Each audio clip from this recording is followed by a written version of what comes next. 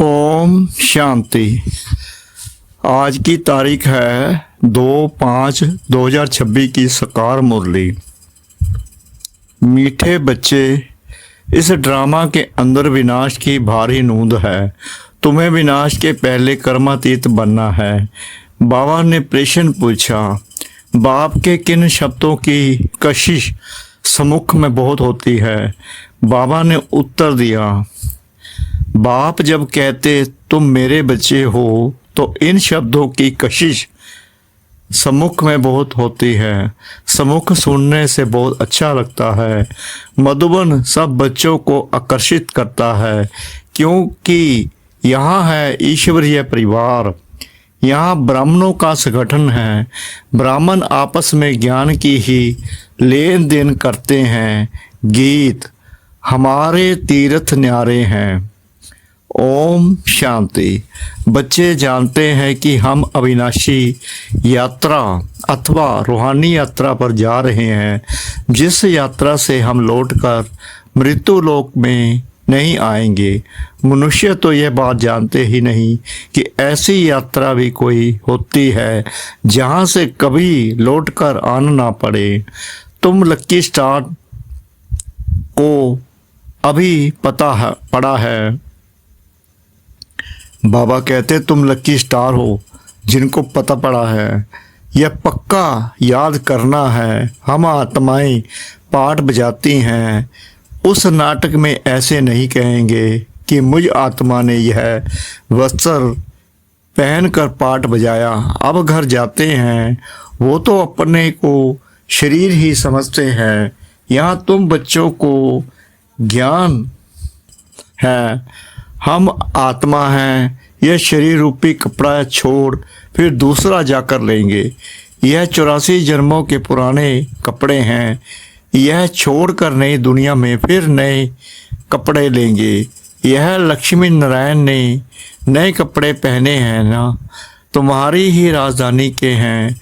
तुम भी जाएं, ऐसे नए देवी कपड़े पहनेंगे।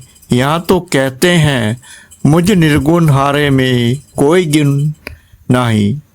बाबा कहते हैं यहाँ तुम कहते हो मुझ में कोई गुण नहीं, मैं निर्गुण हूँ। बाप ही फिर ऐसा गुणवान बनाते हैं।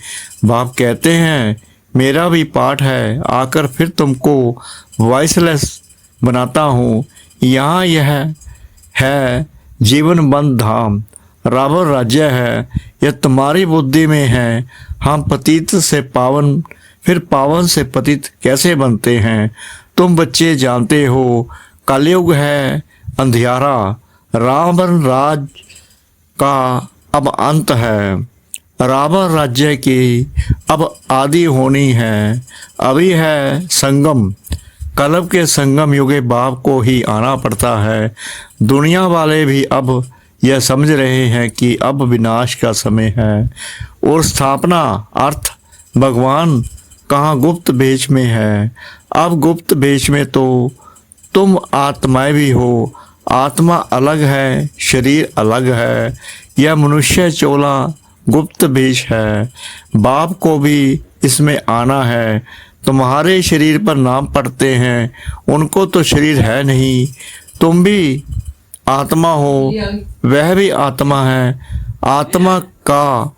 आत्मा के साथ अब मोह हुआ है। गाते भी हैं और संग तोड़ तुम संग जोड़ेंगे।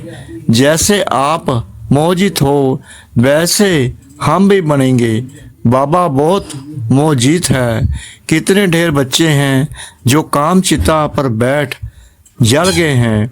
परम पिता परमात्मा आते ही हैं पुरानी दुनिया का विनाश कराने।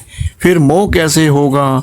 पतितों का जब विनाश हो तब तो शांति का राज्य हो। इस समय सुख तो कोई को भी है नहीं। सभी तमो प्रधान दुखी बन गए हैं। यह है ही पतित दुनिया। शिव बाबा ही आकर स्वर्ग की स्थापना करते हैं, जिसका नाम शिवालय पड़ा है। शिव बाबा ने देवताओं की राजधानी स्थापन की। वह है चैतन्य शिवालय, और वह शिवालय जिसमें शिव का चित्र है वो तो जड़ हो गया। अभी तुम समझ गए हो कि लक्ष्मी नारायण बराबर स्वर्ग के मालिक थे, पूज्य थे, अब फिर पूज्य बन रहे हैं। तुमको अभी ज्ञान है, तुम लक्ष्मी नारायण के मंदिर में जाकर उनको माथा नहीं टेकेंगे। तुम तो उनकी राजधानी में चैतन्य में जाते हो, जानते हो हम देवता थे अब नहीं हैं। जो पास्ट होकर गए हैं उनके चित्र बनते हैं। लक्ष्मी नारायण के मंदिर सबसे जास्ती बिरला बनाते हैं, तो उनकी भी सर्विस करनी चाहिए। तुम जो यह लक्ष्मी नारायण के मंदिर बनाते हो, हम आपको इन्हों के 84 जन्मों की कहानी सुनाते हैं। युक्ति से यह सौगात देनी चाहिए। बाबा सर्विस की युक्तियाँ तो बताते हैं। माताएं जाकर बोले आप उनके मंदिर तो बनाते हो, परंतु उनकी जीवन कहानी को जानते नहीं। हम जानते हैं और समझा भी सकते हैं। समझाने वाली बड़ी रसीली चाहिए। बाप भी बैठ समझाते हैं ना। बाबा कहते अगर छुट्टी नहीं मिलती है तो घर बैठे याद करो। यह तो जानते हो हम शिव बाबा की संतान हैं। मुरली तो मिल जाती है, ऐसे नहीं कि यहाँ आने से याद की यात्रा अच्छी होगी, घर में बैठने से याद की यात्रा कम हो जाएगी। बादल आते हैं रिफ्रेश होने, तुम भी आते हो रिफ्रेश होने। बाबा पास समुख जाए, आत्मा को ज्ञान है, समुख सुनने से अच्छा लगता है। बात तो वही है। देखते हो शिव बाबा कैसे बैठ बच्चों को समझाते हैं।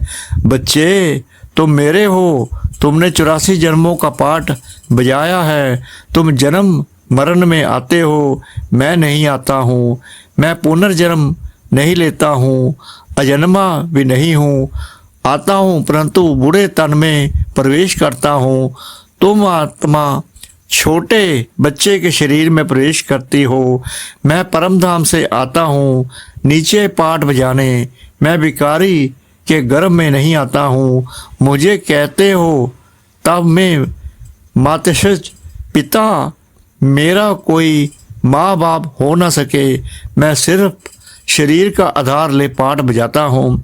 तुम मुझे बुलाते हो दुख हर कर सुख देने के लिए। अब समुख आया हूँ, आत्माओं से बात कर रहे हैं।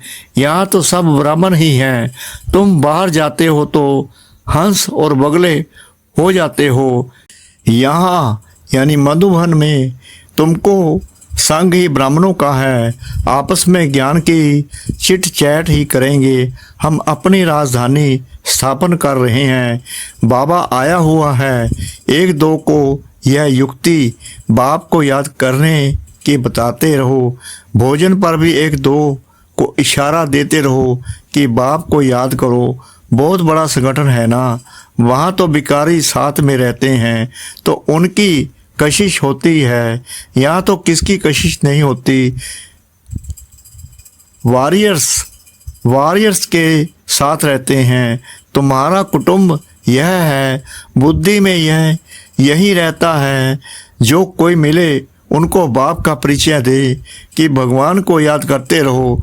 तो बाप है ना, लौकिक बाप होते भी भगवान को याद करते हो ना।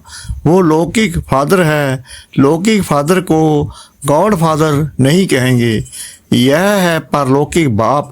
जरूर गॉड फादर से बरसा मिलता होगा। ऐसे भू भू करते रहो। तुम ब्राह्मण हो ना, सन्यासी भी भू भू करते हैं ना। इस दुनिया का सुख काक विष्ठा के समान है। कितना दुख है, वह तो है हठ योगी निवर्ती मार्ग वाले। उनका धर्म ही अलग है। तुम जानते हो सतयुग में हम कितना सुखी पवित्र रहते हैं। भारत प्रवर्ती मार्ग का था, देवी देवताओं का राज्य था। जो पवित्र थे वही पतित बने हैं। पुकारते भी रहते हैं, हे पतित पावन आओ, और फिर कह देते परमात्मा सर्वव्यापी है। हम जाकर जोत समाएंगे।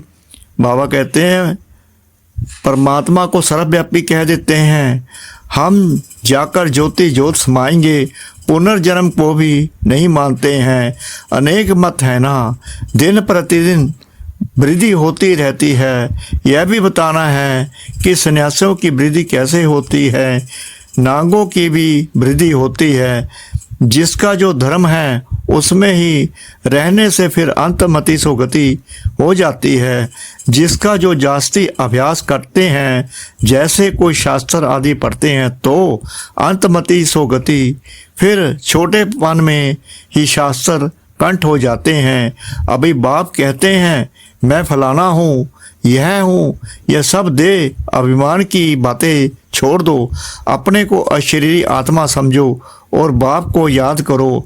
इस शरीर को देखते हुए भी नहीं देखो, देह सहित देह के जो संबंध आदि हैं सबको छोड़ो, अपने को आत्मा निश्चय करो, परमात्मा को याद करो। इसमें टाइम बहुत लगता है, माया याद करने नहीं देती है, नहीं तो वानप्रस्थी के लिए भी बहुत सहज है। बाप खुद कहते हैं अभी तुम छोटे बड़े सबकी वानप्रस्थ अवस्था है। एक तरफ विनाश भी होता रहेगा, दूसरे तरफ जन्म भी लेते रहेंगे। पुनर्जन्म लेना होगा तो आ जाएंगे, बच्चे भी पैदा होंगे, फिर विनाश भी हो जाएगा। यह तो तुम जानते हो। कोई गर्भ में होंगे, कोई कहाँ, सब खत्म हो जाएंगे। सब अपना हिसाब चुकतू कर वापस जाएंगे। हिसाब किताब रहा हुआ होगा तो अच्छी रीति सजाएं खानी पड़ेगी, फिर वह भी हल्का हो जाएगा। ऐसे नहीं कि योग में भी रहो और पाप भी करते रहो। कई बच्चे एक तरफ चार्ट भी लिखते रहते और फिर कहते माया ने मुंह काला कर दिया, माया ने हरा दिया, तो कच्चा कहेंगे ना। तो बाप समझाते हैं कि तुम ऐसे समझो कि हम थोड़े दिन यहाँ हैं, फिर चले जाएंगे। इन सब का विनाश हो रहा है। बाप कहते हैं मुझे याद करो तो विक्रम विनाश होंगे। अपना चार्ट देखते रहो, हम कितनों को रास्ता बताते हैं और पुरुषार्थ कराते हैं। तन मन धन से रूहानी सेवा में मददगार बनना पड़े। कहते हैं मन को अमन नहीं कर सकते, आत्मा तो है ही शांत। हम आत्मा अपने परम धाम में जाकर बैठेगी, कोई दुनिया का संकल्प नहीं आएगा। ऐसे नहीं कि आंखें बंद कर अनकॉन्शियस होना है। ऐसे बहुत सीखते भी हैं, 10-15 दिन अनकॉन्शियस भी हो जाते हैं। यह अभ्यास करते हैं, फिर इतने समय बाद जाग जाएंगे। जैसे टाइम बम्स होते हैं तो उनका भी टाइम होता है, यह इतने घंटे बाद फटेंगे। तुम बच्चों को पता है हम योग लगा रहे हैं, जब तमो प्रधान किचड़ा निकलेगा हम सतो प्रधान बन जाएंगे, तो फिर इस शरीर को छोड़ देंगे। हम अभी योग की यात्रा पर हैं, टाइम मिला हुआ है, फिर यह शरीर छोड़ना ही है, फिर सब खत्म हो जाएगा। टाइम नूंदा हुआ है, फिर पिछाड़ी में मच्छरों सदृश शरीर छोड़ेंगे। विनाश होगा तो कर्मातीत अवस्था को पाएंगे, फिर विनाश शुरू हो जाएगा। विनाश का बड़ा भारी सीन है, यह ड्रामा में भारी नोंद है। तुम जानते हो हमारी अवस्था एक रस रहेगी, खुशी में सदैव हर्षित रहेंगे। यह दुनिया तो खलास होनी ही है। जानते हैं कल्प कल्प संगम युग होता है, तब विनाश होता है। सिर्फ बॉम्ब्स नहीं, नेचुरल कैलेमिटीज भी मदद करती है। तो बच्चों को यह बुद्धि में रहना चाहिए, अभी हमको जाना है। जितना बाबा को याद करेंगे तो विक्रम विनाश होंगे, ऊंच पद पाएंगे। Charity begins at home. कोशिश करना चाहिए कन्या वह जो पियर घर और ससुर घर का उद्धार करे। तो चैरिटी बिगिंस एट होम हुआ ना, सर्विस में लगा रहना चाहिए। बोलो शिव बाबा कहते हैं मुझे याद करो तो उत्साह मिलेगा। बाबा कहते हैं मुझे याद करो तो वर्षा मिलेगा, सीधी बात है। मुझ अलफ को याद करोगे तो स्वर्ग का वर्षा तुम्हारा है, विश्व के मालिक तुम बन जाएंगे। अब वर्षा पाना है तो मुझे याद करो।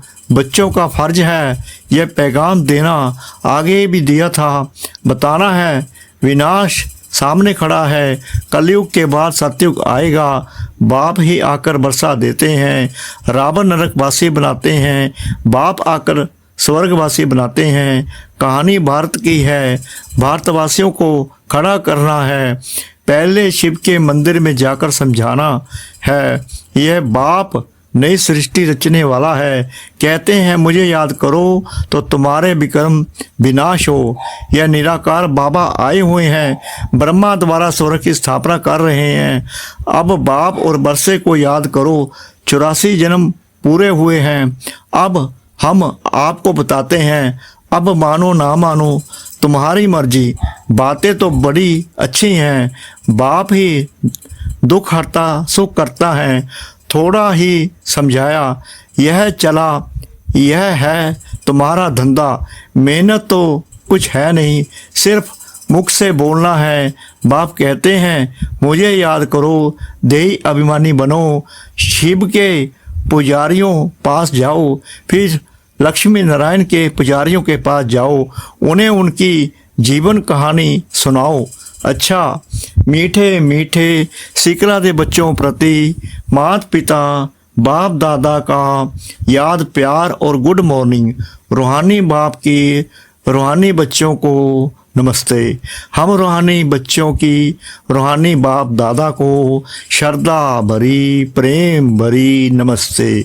शुक्रिया बाबा, शुक्रिया बाबा, शुक्रिया बाबा इस मीठी मीठी मुरली के लिए। धारणा के लिए मुख्य सार नंबर 1, तन मन धन से रूहानी सेवा में मददगार बनना है। सबको अलफ का परिचय दे, वर्षे का अधिकारी बनाना है। विनाश के पहले कर्मातीत बनने के लिए बाप की याद में रहना है। नंबर 2, बाप समान मोहित बनना है। आत्मा का आत्मा से जो मोह हो गया है उसे निकाल एक बाप से लगन लगानी है। वरदान, सर्वशक्तिमान के साथ की स्मृति द्वारा समस्याओं को दूर भगाने वाले परमात्म स्नेही भव। जो बच्चे परमात्म स्नेही हैं वे स्नेही को सदा साथ रखते हैं, इसलिए कोई भी समस्या सामने नहीं आती। जिनके साथ स्वयं सर्वशक्तिमान बाप है उनके सामने समस्या ठहर नहीं सकती। समस्या पैदा हो और वहाँ ही ख़त्म कर दो तो वृद्धि नहीं होगी। अब समस्याओं का बर्थ कंट्रोल करो। सदा याद रखो कि संपूर्णता को समीप लाना है और समस्याओं को दूर भगाना है। स्लोगन प्यारे बनने का पुरुषार्थ नहीं, न्यारे बनने का पुरुषार्थ करो तो प्यारे सप्ताह बन जाएंगे। आज के अव्यक्त इशारे, सदा अचल अडोल एक रस स्थिति का अनुभव करो। समय प्रति समय अनेक प्रकार के विघ्न आते हैं। कोई अच्छे अनन्या स्टूडेंट माया के वशीभूत हो, एंटी हो जाते और सेवा में डिस्टर्ब करते हैं। ऐसे समय पर घबराते तो नहीं हो। एक होता है उनके प्रति कल्याण के भाव से तरस रखना, लेकिन उसके कारण हलचल में आना अथवा व्यर्थ संकल्प चलाना, यह है हिलना। जो हर आत्मा के पाठ को साक्षी दृष्टा स्थिति में रह देखते हैं वह अचल अडोल एक रस रहते हैं। ओम शांति।